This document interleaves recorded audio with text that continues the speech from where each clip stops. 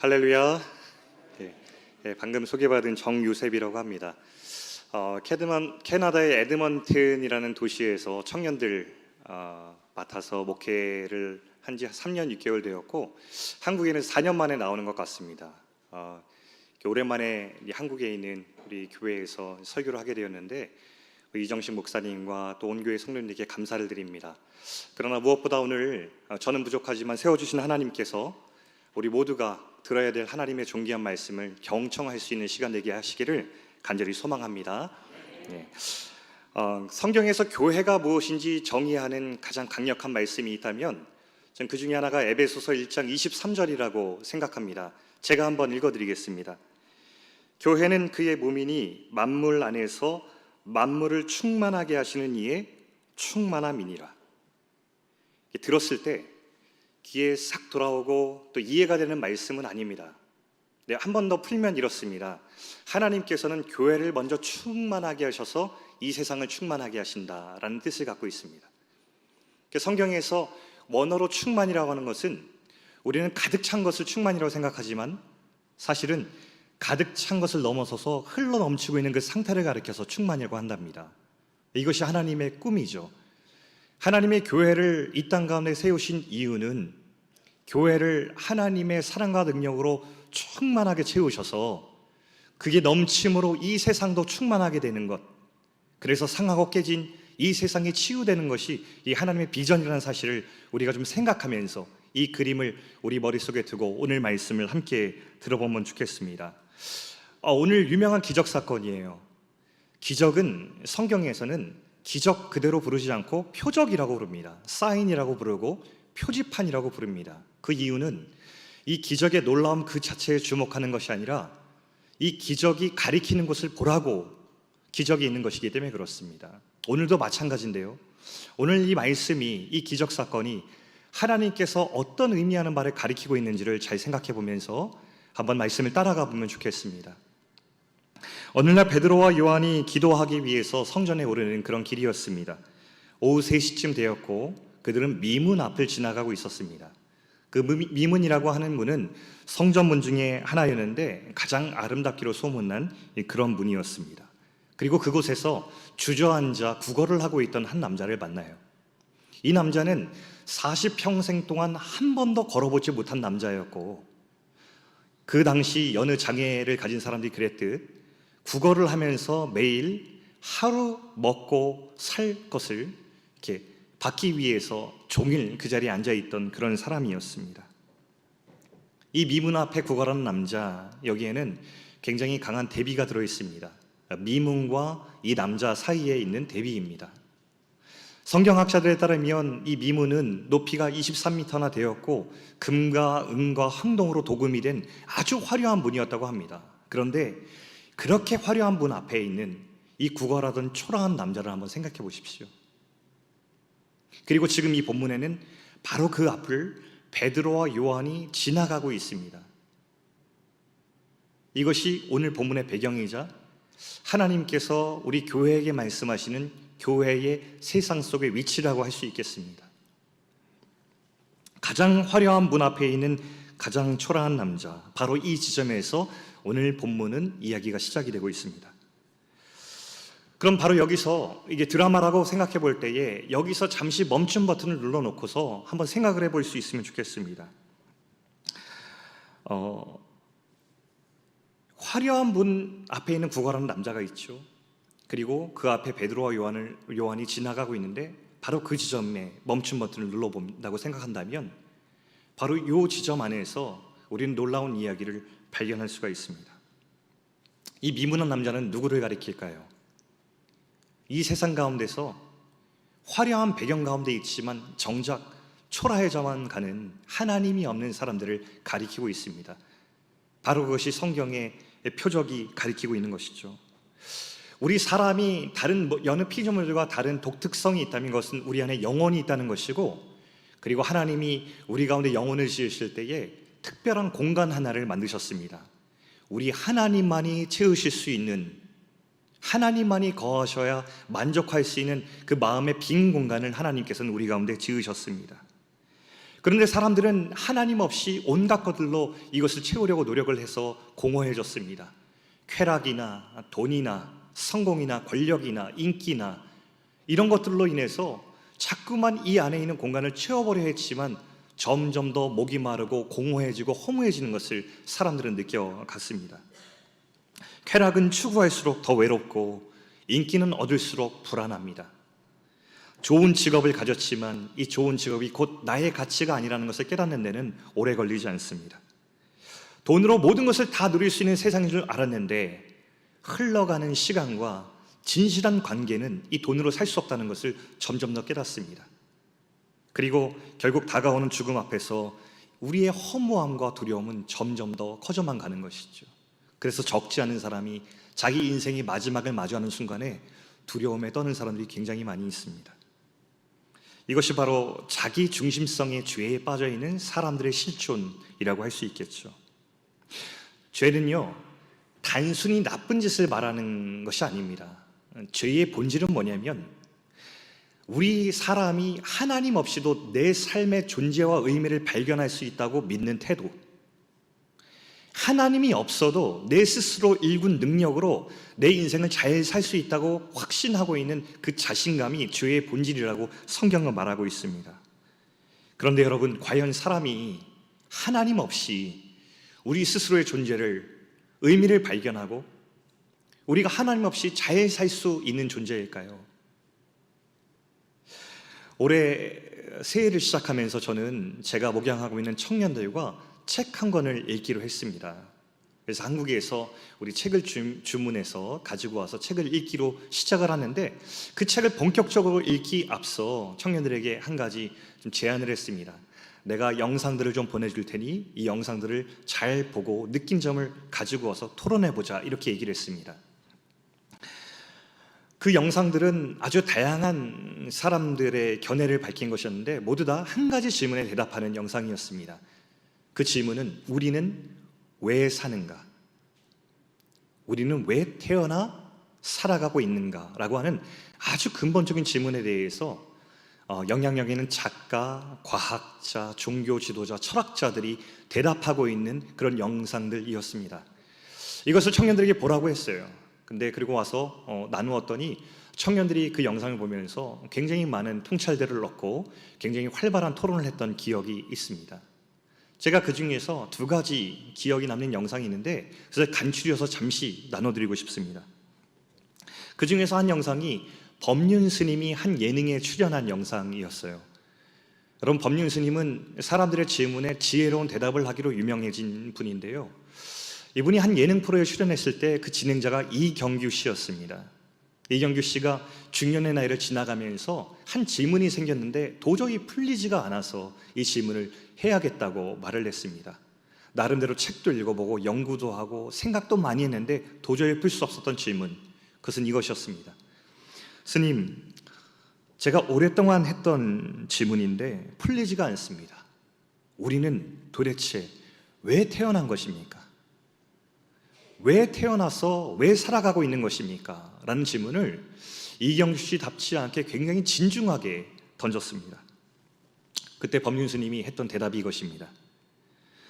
이유가 있어서 태어난 게 아니고 태어났기에 이유가 생긴 것입니다.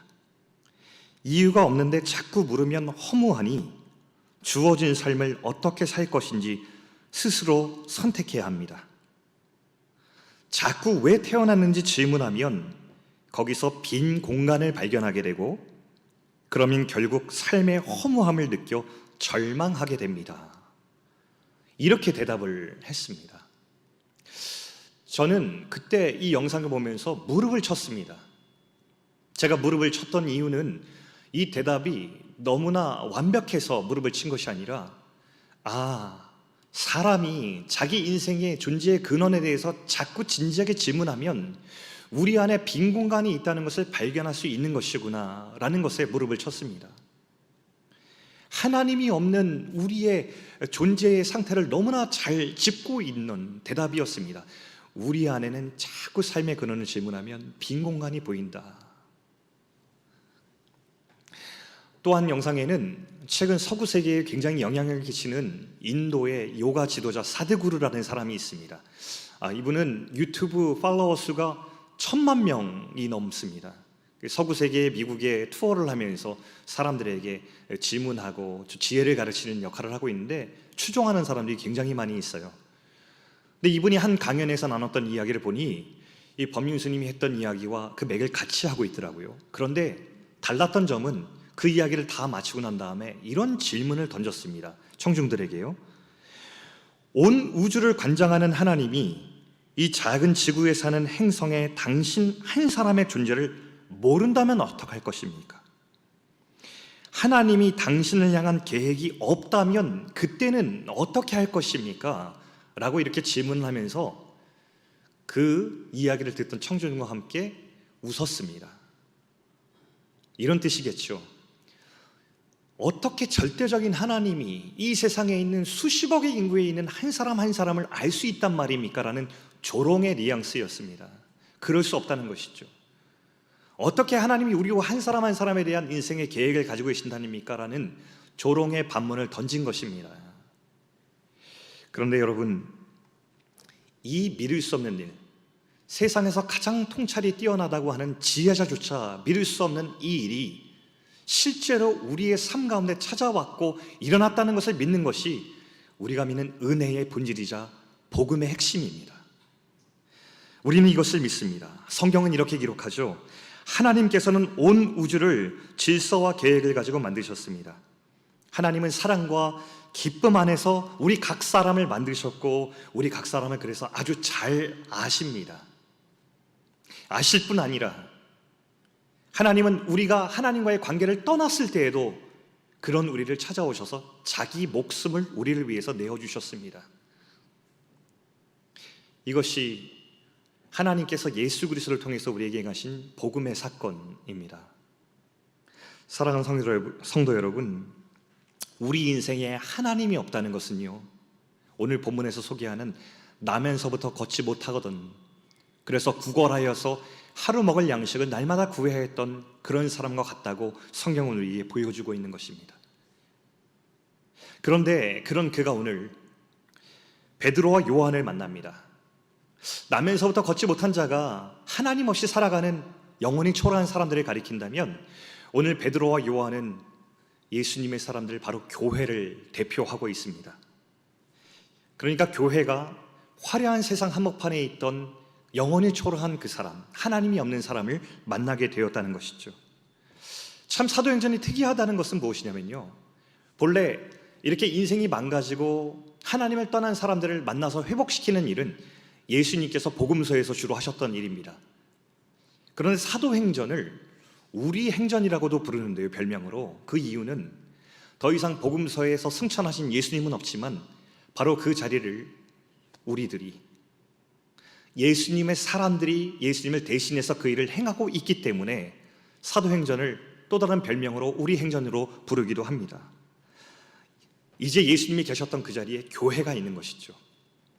예수님이 행하셨던 그 일을 이제 교회가 행하면서 세상 속 교회의 위치와 책임이 무엇인지를 우리에게 알려주시는 것이 바로 이 사도행전의 내용입니다. 오늘 베드로와 요한이 그 사람을 만났습니다. 그리고 대화를 하는데 6절 말씀에 보니 이렇게 기록되어 있습니다. 같이 성경 6절 한번 보실까요?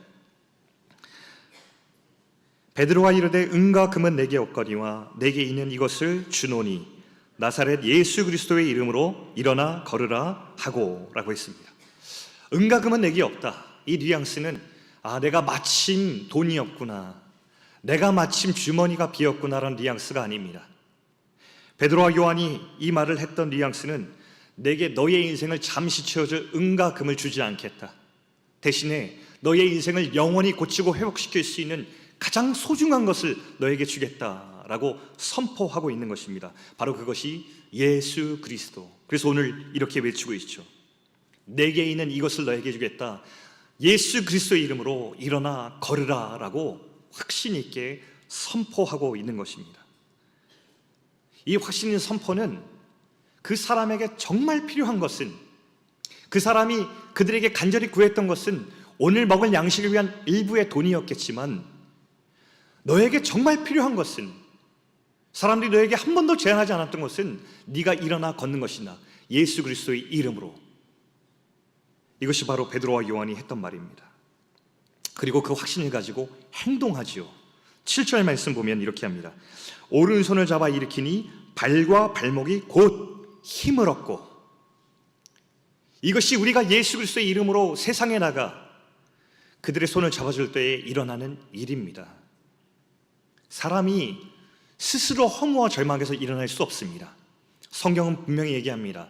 우리 모든 사람이 각자의 지혜와 선함과 노력과 소유와 어떤 것으로도 스스로 절망의 자리에서 일어날 수 찾아오셔서 우리가 예수님께 등을 돌렸을 그때에도 우리를 위해서 목숨 버려 죽으심으로 그 피로 우리의 죄를 덮고 우리를 살리신 그네의 사건이 바로 복음이라고 성경은 이야기하고 있는 것입니다.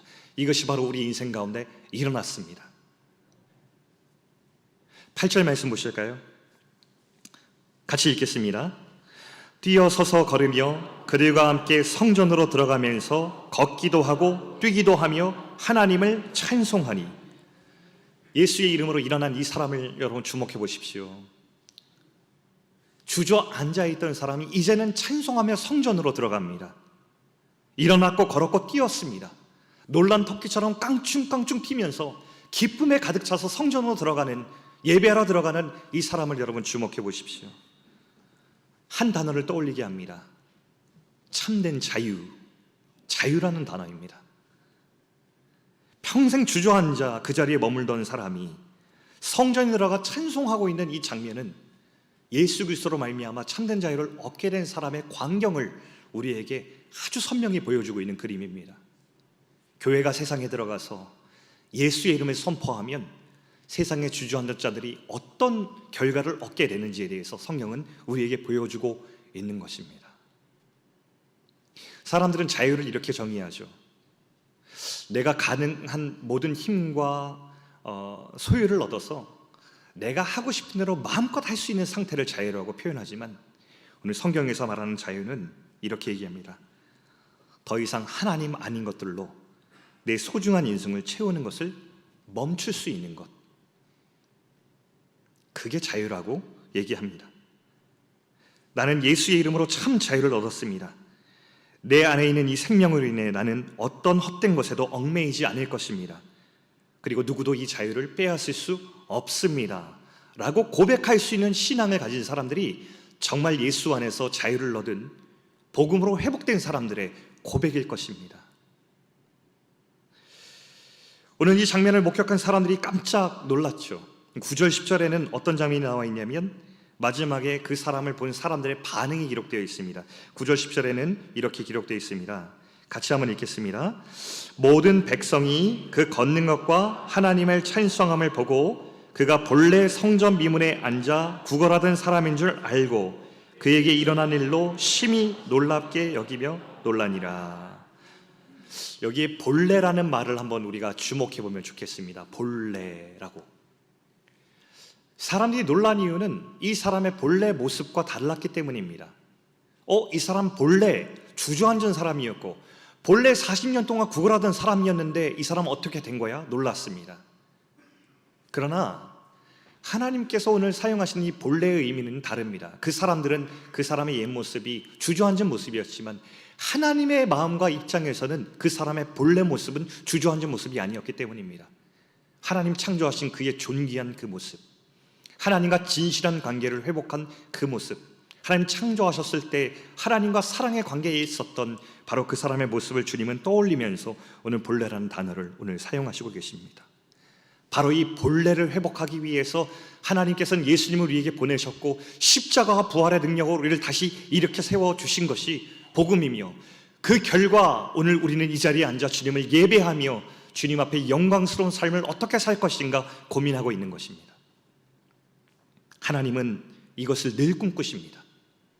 어떻게 깨지고 상한 세상 가운데서 그 사람들을 본래의 모습으로 회복할까?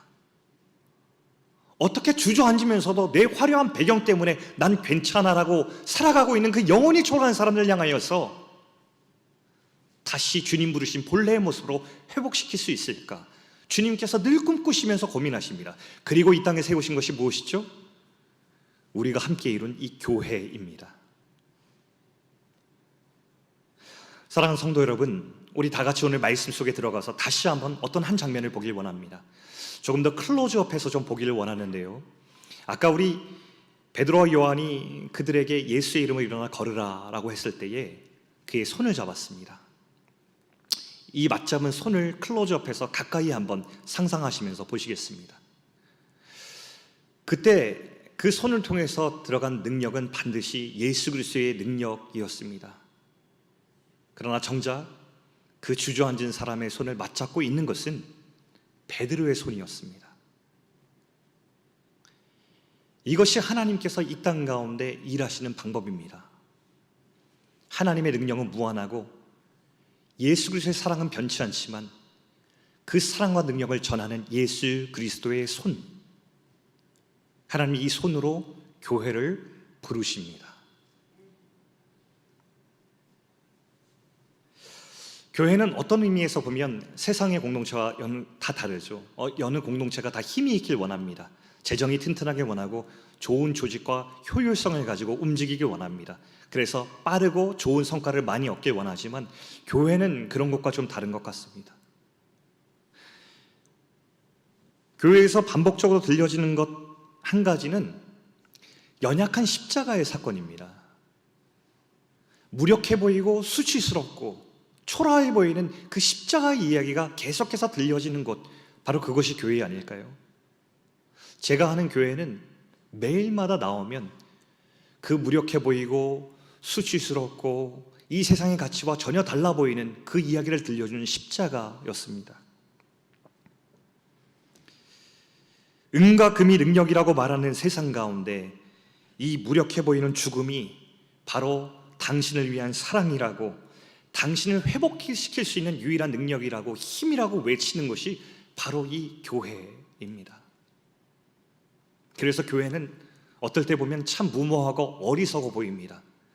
바깥에 나가면요, 우리 다음 세대들, 우리 중고등부 청년들 보면요, 바깥에 나가면 이 유행에 굉장히 민감합니다. 다른 사람들이 어떤 가치를 향해서 달려가는지에 대해서 굉장히 민감하기 때문에 그것을 저항하며 사는 것이 쉽지 않습니다. 세상 나가서 살다 보면 모두 다 같이 그 가치에 휩쓸려서 거길 바라보기 십상입니다. 근데 교회에 들어오면요, 십자가의 이야기를 합니다.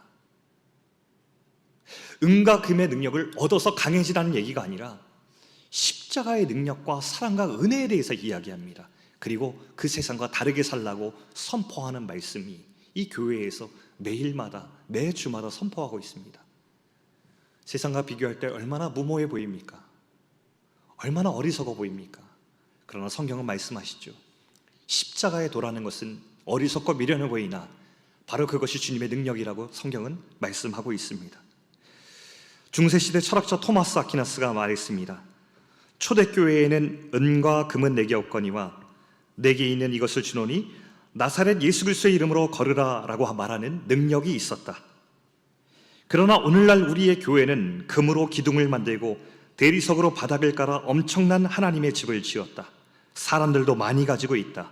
이제 우리에게 은과 금이 있다. 그러나 나사렛 예수 그리스도의 이름의 능력은 잃었다. 제가 신대원에 다닐 때 한 교회에 방문했습니다. 어딜 다녀와야 되는 볼일이 있었는데 지나가는 길에 예배 시간이 되어서 수요 예배 드릴 시간이 되어서 한 교회 수요 예배에 참석을 했습니다.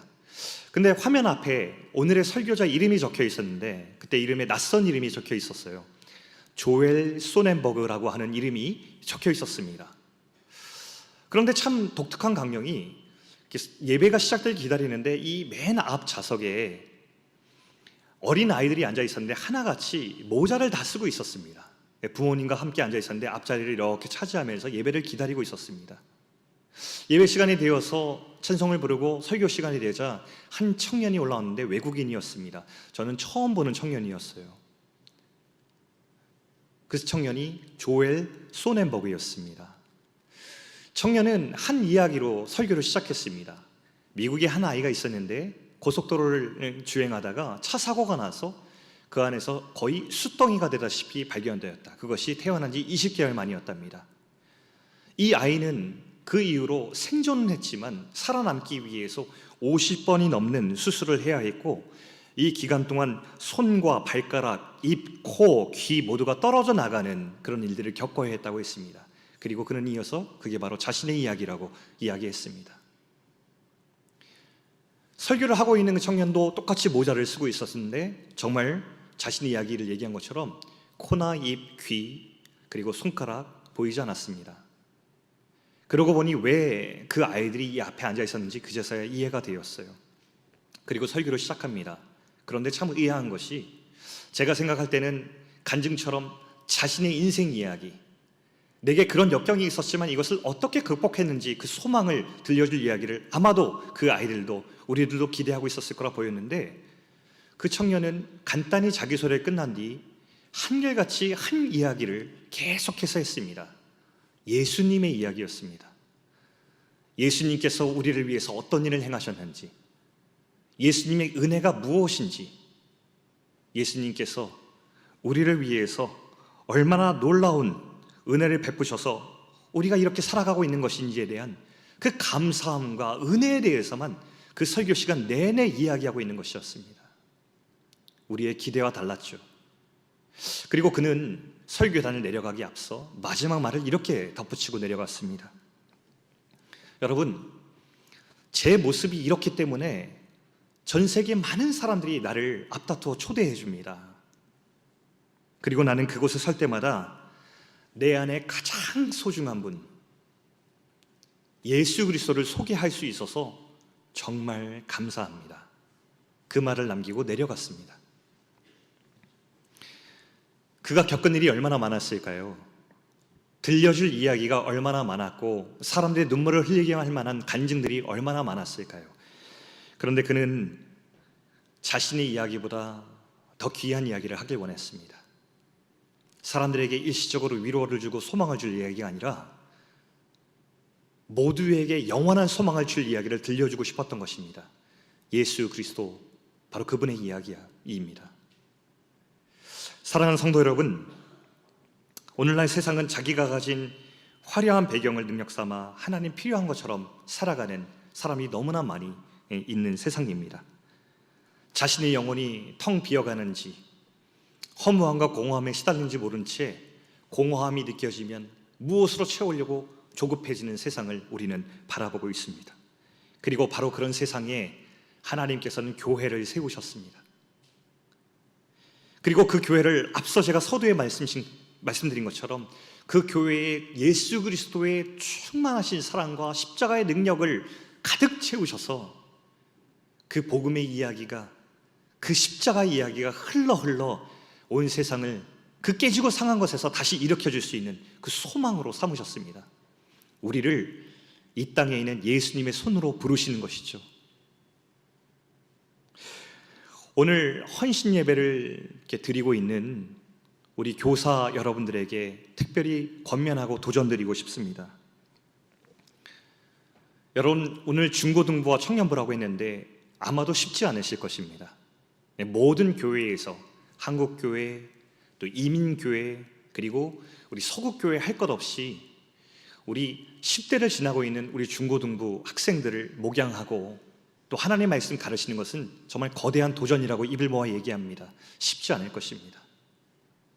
그러나 그럼에도 권면드리고 싶은 것은 그럼에도 불구하고 예수님의 손이 되어주십시오.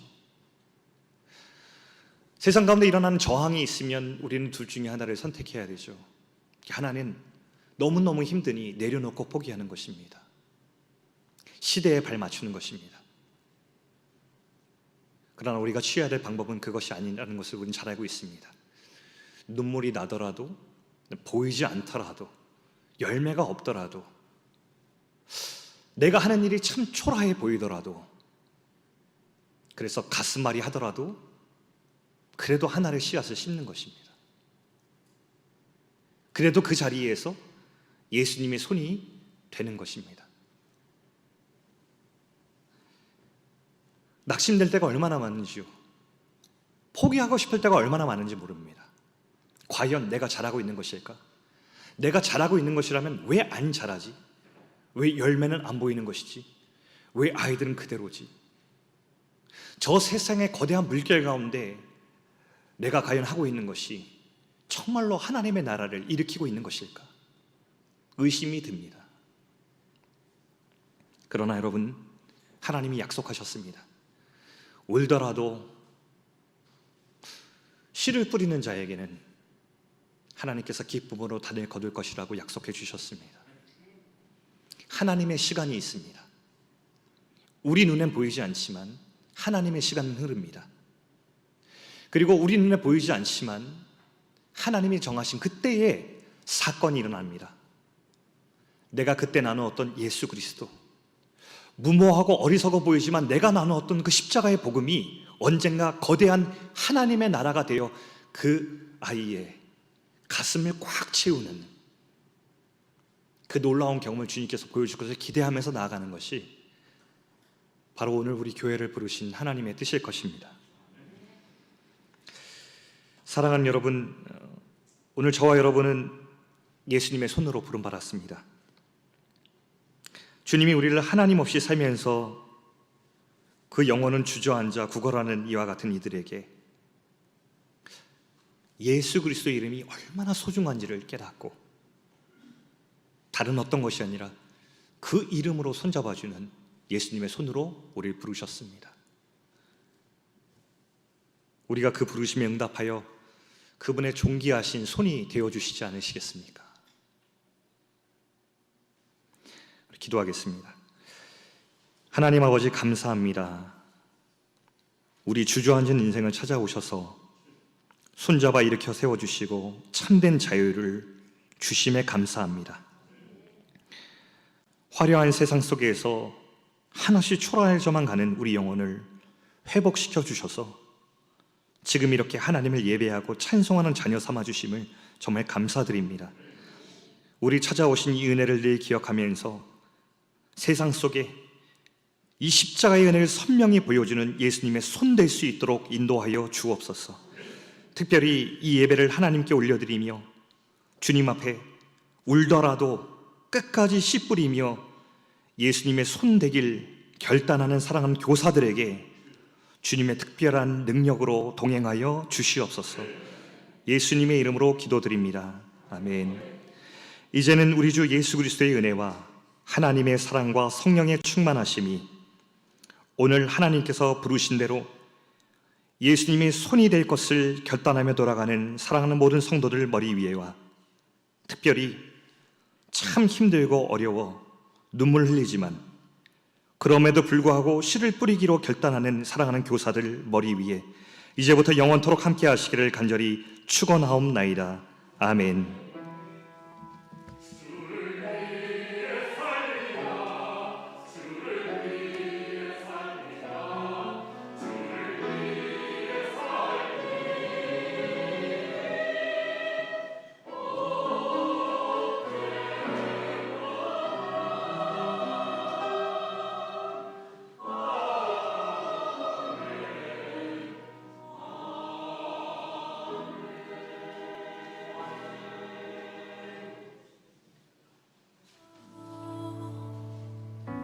내 모습